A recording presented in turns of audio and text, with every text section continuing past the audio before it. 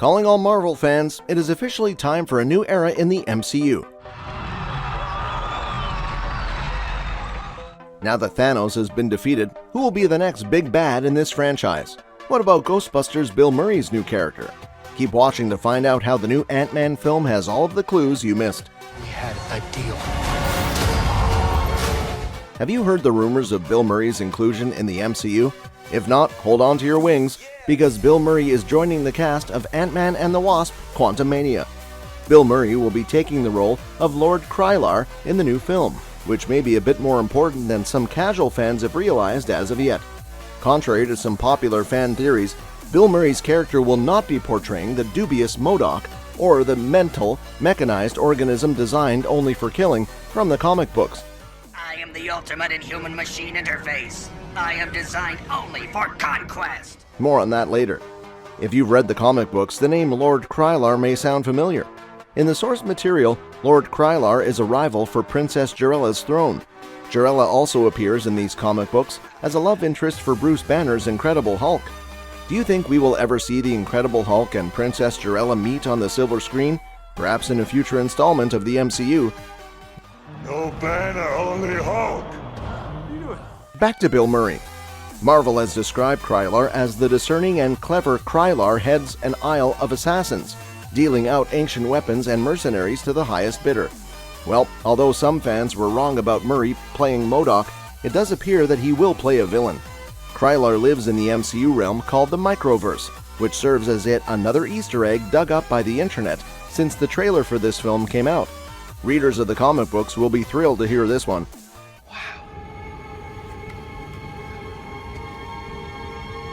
Wild. By revealing these characters, Marvel has officially confirmed the new inclusion of the Microverse of Marvel Comics. In fact, nearly 10 years ago, one of Marvel's consultants was asked to come up with a new name for the Microverse. That's pretty telling, no? While we have seen bits of the quantum realm, the films thus far have not given audiences too many hints. As Phase 4 of the MCU continues, some fans have likened it to the realm of Limbo in the comic books. Perhaps the new films will prove that Limbo and the quantum realm are two sides of the same coin. Where are we? Apparently, some aspects of the comic books are unable to be used, which may clear up some confusion to readers who find themselves scratching their heads over the dropping of certain characters. One such character is Bug, who would have appeared in the Guardians of the Galaxy films. Fear not, readers, you did not imagine this missing character. He is simply owned by Hasbro, not Marvel. If you've read the comic books and you were wondering about Bug, you have Hasbro to thank for that. And now, to discuss Bill Murray's Lord Krylar, we must first discuss Kang the Conqueror. Flesh and blood. Don't tell me I'm a disappointment.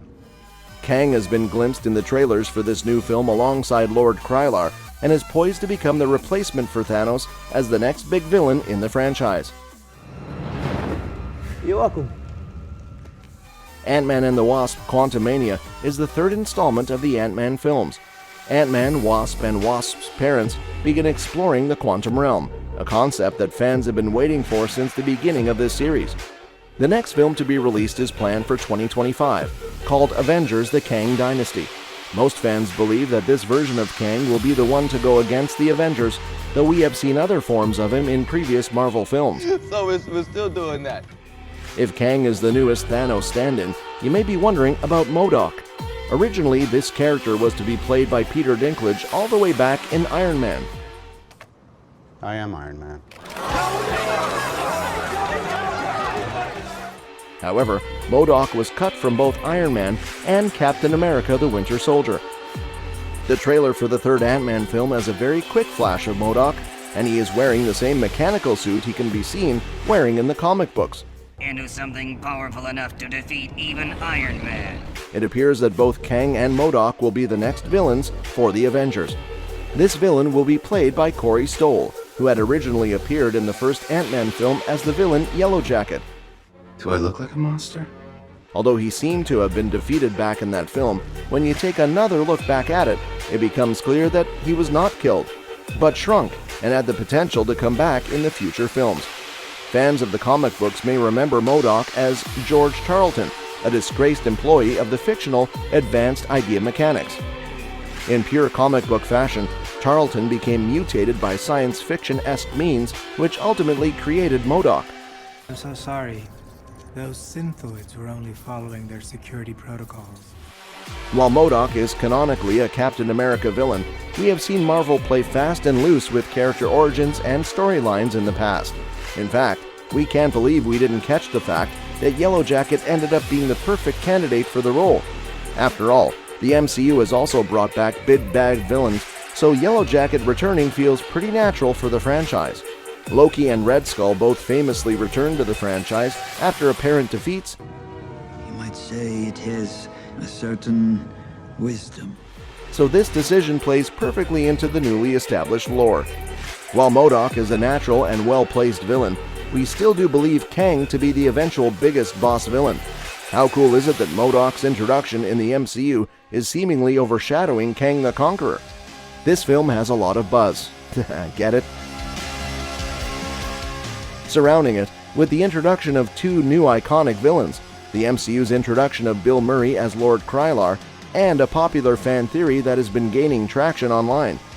If you have seen and studied Avengers Endgame, you may have noticed a continuity error. At the end of the film, we can see a blink and you miss it shot of Paul Rudd sitting in a van, human-sized, and less than a minute later we see him again, this time giant-sized. We both just have to lose. This mistake of two Ant-Mans appearing in the same scene as two different sizes may even be addressed in this third installment. Some Redditors have been speculating whether a flashback in the new film could address this mistake, which has gone viral online. Can you guess how the MCU could use a flashback to fix this error?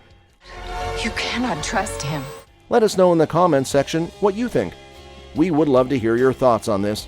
Do you think Marvel will bother to address this continuity error? Or perhaps the writers spend a lot of time on Reddit?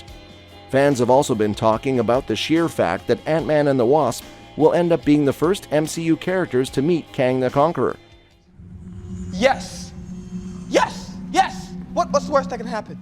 This certainly seems to showcase the larger scope of this film compared to the previous Ant-Man movies. If you can't wait to see how Ant-Man will handle his foretold meeting with Kang, you're not alone. Fans have been very excited to see such a small character have such great importance. Just goes to show you, size doesn't matter. Ant-Man and the Wasp: Quantumania premieres in theaters February 17 of this year. Mark your calendars. Thank you so much for watching our video. Please do not forget to like and subscribe to our channel and ring that notification bell so you never miss an upload from us. We will have much more Marvel content to come, so stay tuned.